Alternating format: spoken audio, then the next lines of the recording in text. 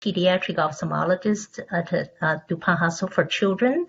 Thank you for giving me the opportunity to share with you what Dr. Miller and I and my colleagues, we've been studying using OCT to check children with sickle cell disease. Sickle cell disease is one of the most prevalent genetic disorder. It's mostly affect people who are African American race. And typically, there are many different types of sickle cell disease. In this category, there's a change in their hemoglobin. But the common type we see in the clinic are these SS and SC, S beta plus thalassemia, and the S beta 0 thalassemia.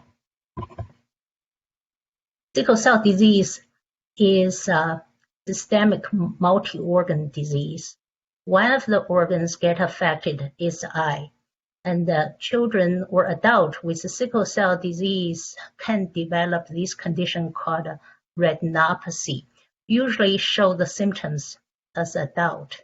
The reason it starts is because the sickling red blood cells block the small blood vessel. When the blood vessel gets clogged up, there's a hypoxemia and then has a ischemic change. And tissue will die, but some tissue, due to lack of oxygen, would secrete this blood vessel growth factor, causing abnormal blood vessel to grow. This is called a proliferative retinopathy. These abnormal blood vessels tend to leak and bleed, eventually trigger the fibrous scar tissue formation, causing retinal detachment. In the past, the ophthalmology community and the hematology community often think that among the different types of sickle cell disease, the SC disease, although has mild systemic problem, but their eye problem tend to be worse. On the other hand, the SS and S beta 0 type, although systemic disease is worse, their eye problem tend to be less severe. So because it can affect people's vision, there's a guidelines from NIH. We should check children with sickle cell disease, begin at age 10, and then check their eyes every 1 year or every other year. So the way we check people with sickle cell disease, do the eye examination, we use a slit lamp, look at the eye surface. We use ophthalmoscope to check whether their retina looks healthy. So this is when children come to our clinic once a year, they get their pupil dilated, we do a complete eye examination.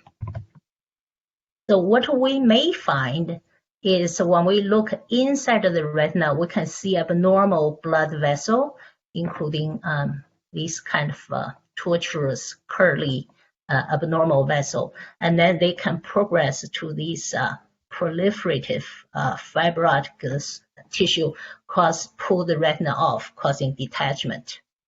That is in a more advanced state. And when we look at the fundus, we may see color change. There's abnormal blood vessel, they call it a C-fan kind of change. And then you see patchy redness, that is old bleeding. And then sometimes the blood totally get absorbed, leave these black mark behind. So to improve the detection rate in adults, we may put a fluorescein inject into patient's vein. When the fluorescein travel with blood circulation reach to the eye, you can see the dye fill the retinal first artery, then vein, and then the abnormal blood vessel, what these fan out, then they leak. Also some area like this dark area, the blood vessel just drop out. There's no circulation in that region. So if we look at histopathology, we will notice the inner retina where the blood supply come out from a central retinal artery. Because tissue die atrophy, you show the thinning. So more recently, in the past 20, 30 years, a new technology got developed called optic coherence tomography. So you can use that to image the retina, no contact on the live person, no need to prep the tissue, no inject contrast, and no radiation. So when patients come in, they put their chin on the chin rest, similar to do a slit lamp examination. The camera just emits the infrared wavelength laser beam to scan the retina and then obtain the image. So when we're talking about scanning, the most commonly people understand or familiar with was ultrasound scan. Here's ultrasound B scan on the eye. You can see the tumor in the back of the eye.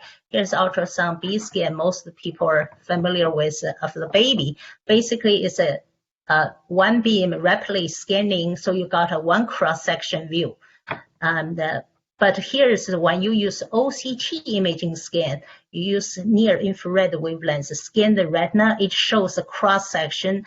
This has much higher resolution. You can see the 3 layers of retinal tissue, which is very similar to this histopathology cross-section of the retina. Then when you have a stack of those B scan, you put them together, you can reconstruct 3D images. Like here using the B scan ultrasound, you can reconstruct the appearance of a baby. If you put a stack of OCT, like if I scan this area, make 25 B scans stack up, then you can see the 3D image of retina. There's a dipping area. Here's a raised small bump here. So that gave us a much more detailed information about the retinal structure. So we got a OCT in our clinic. I think it's 2012 or 2011. That's when we purchased our first OCT. And at the beginning, we didn't quite know what to do with it because most of the time children rarely have severe retinal disease. So then one day, we look at the children, a child come in for a sickle cell retinopathy. I again put the indirect ophthalmoscope on my head, take a look at the retina. Here's what I see. The retina, here's the optic nerve, here's the fovea. The color looks okay. I do not see salmon patch, do not see the black spots, did not see hemorrhage.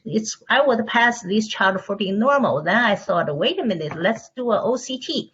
And then on the OCT imaging, here's the area where the OCT scan was obtained. Then I saw these magenta colored, this patch. Clearly there's something going on. And then when you look at the B scan, you can see there's a retinal thinning. Here you see a dip. This kind of dip, when you look from the top of the retina, you can easily miss. So I think everyone does any kind of research, whether it was clinical or in the laboratory research, there's an excitement of finding something which you didn't think was there. And then from then on, we began to work with our hematology colleagues to use OCT, check on children's eye, hope to give us more information. And then the OCT is very powerful, can show us the change in the inner retina, and then which you can see the dark area. There's a retinal thinning. These are from a small stroke in the retina. And then you can see the cross-section on the B scan. There's a dipping. Then the outer retina looks pretty much flat with even thickness. So we want to know, is OCT better than the traditional funduscopic examination? Is age 10 a good time to start examination? Do we miss a lot of patients to start that, or is just right? And then whether the genotype of sickle cell disease, how's that related to the retina change if we use OCT as a way to measure it? And then furthermore, we also want to know whether information we got from OCT would give us an idea about any kind of damage in other organ.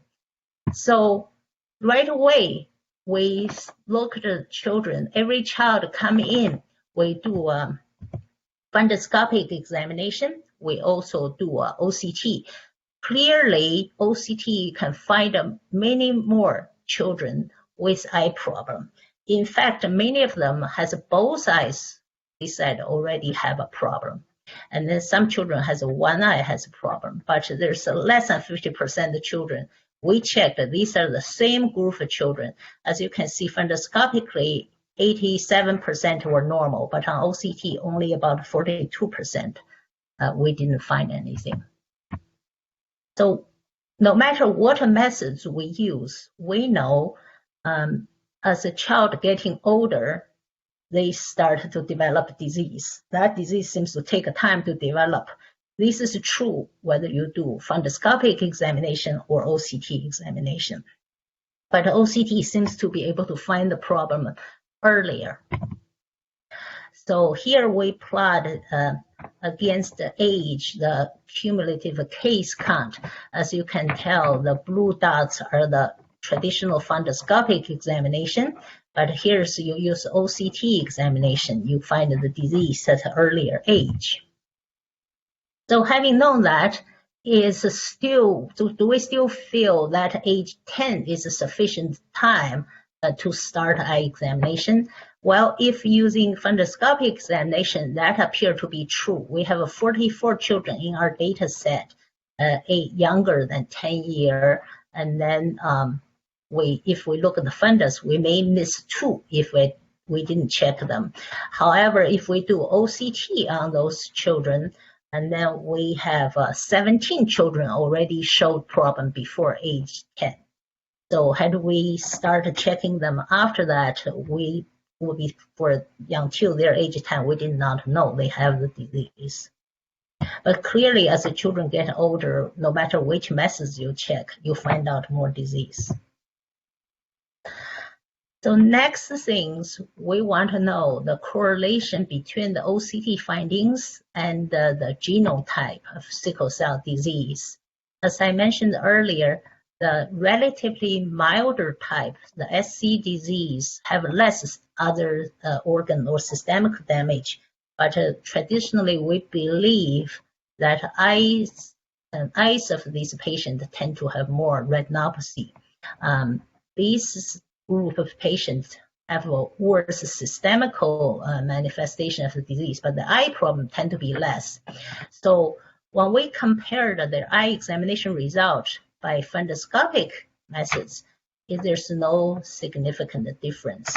However, using OCT, we find out children with the worst systemical type of disease also has a higher rate of having retinal change on OCT. And this is also we saw when the disease affected the center of retina, which we call fovea. That is where we have our 20/20 level of acuity vision coming from. We almost seen that area get affected only in the SS and the S beta 0 patient, although statistically it's not significant. And then we also find out children with this worst type of disease has thinner fovea. That means they suffer from a worse, more severe tissue loss. So here's again plot the same point. Often get diagnosed whether it was one eye or both eyes involved, whether the central retina was involved. Here the dark blue are the worst type. SS and S beta 0, and then light blue is SC type. These children tend to have less severe systemic disease. They also has a less finding on OCT retinal change. So what we believed that SC patients tend to do worse in the eye, even though systemically they are better, that was more likely based on the funduscopic finding. On the OCT, it's really the eye finding match the systemic finding. So now, only if we stop at that point, that is, we stopped the situations only focus on the eye. But the eye is really a unique organ that allow us to look the small circulation without making any cut without inject any kind of contrast, we can actually see the circulation. So is there any way using the OCT finding to help us to give us some hint whether other organ was damaged? So here we have one patient, a girl with SS, the worst type of sickle cell disease. And then she had this brain imaging, like look, the circulation at that time was normal at age 11. At age 14, she came to our clinic for her first OCT imaging. I could see this small area, this kind of change is already have some ischemic damage. Then fast forward, she came back again, and then we repeat OCT. You can see the image, the damage area become bigger. So I contact Dr. Miller. So they repeated MRI, and then at this point you can see the circulation to the brain is become worse. So the disease getting worse in both eye and in the brain. Here's I put the previous photo together. This is early OCT, later OCT, earlier brain imaging, and then more recent brain imaging. So are we really onto something, whether the OCT gave us information about the brain? So when we check the eye, we can do funduscopic examination or do an OCT examination. Then the hematologists, they measure the brain damage of children with a sickle cell disease. They check whether they had a stroke, has a brain vasculopathy. They also do a transcranial Doppler, and then on the MRI, look for the silent infarct. So if we use a funduscopic examination, and then there's really eye finding, negative or positive, and then compared to the brain finding, positive or negative, there's no significant statistical significance. But when we do the OCT, we do find the worse positive OCT correlate to the stroke and also to the silent infarct that is detected by the brain MRI. So why is that a matter? Because right now, the only way to detect silent infarct is through MRI. Many children need to be under sedation to have a detailed brain MRI, which puts them at risk. Also, MRI is far more expensive than do OCT. Take a much longer. OCT image can be finished within a minute, whereas MRI really take at least half an hour. And OCT does not require sedation. A child can sit still for a minute and keep the eye open, then can get OCT. So here, the first 4 questions we asked is whether OCT is better than funduscopic examination. Our conclusion seems to be yes. It's well tolerated. Children may find out doing OCT is easier than for us to shine the very bright light into their dilated, eyes through dilated pupil.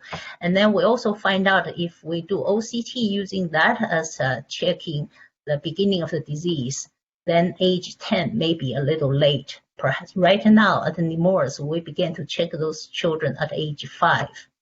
And then we also find out, contrary to what we used to believe, that better systemic disease tend to have worse eye outcome. Worse systemic disease tend to have a better eye outcome. So, but if we use OCT finding as a measurement of outcome, and then the eye finding and the systemic disease seem to be a good match. And then can OCT give us information on other organ damage? As right now, we feel OCT do have some value to give us information about whether there's evidence, whether we should look into there's any brain damage. So having said that, so we just threw away our ophthalmoscope and then to only do OCT not quite there. Here is a picture I showed. When you do OCT, this is the area retina you see, which is about 100 millimeters square. Here is a mosaic of a human retina. This is not even the entire retina, but you can tell we only scan very small area. A human retina's area is about 1100 millimeters square. So compared to this about 100 millimeters square, we're only scanning less than 10% of the retina. So if you have hemorrhage here, has a blockage there, the OCT may not show you anything. So we're not quite ready to throw our instrument away. And then lastly is because OCT finding the positive is so high, and then OCT is showing a tissue loss, atrophy, damage, which is irreversible. So it may not be very, how do I say, has such a good value as a way to monitor to see whether your treatment is working, whether the disease process can be reversed. Do not think OCT is a red test for that kind of purpose. And then I thank you for the INBRI program for giving me the opportunity and the support that I can continue to do this kind of work. We want to look in further about how the eye finding and the sickle cell central nervous system damage, how they correlate with each other. Thank you.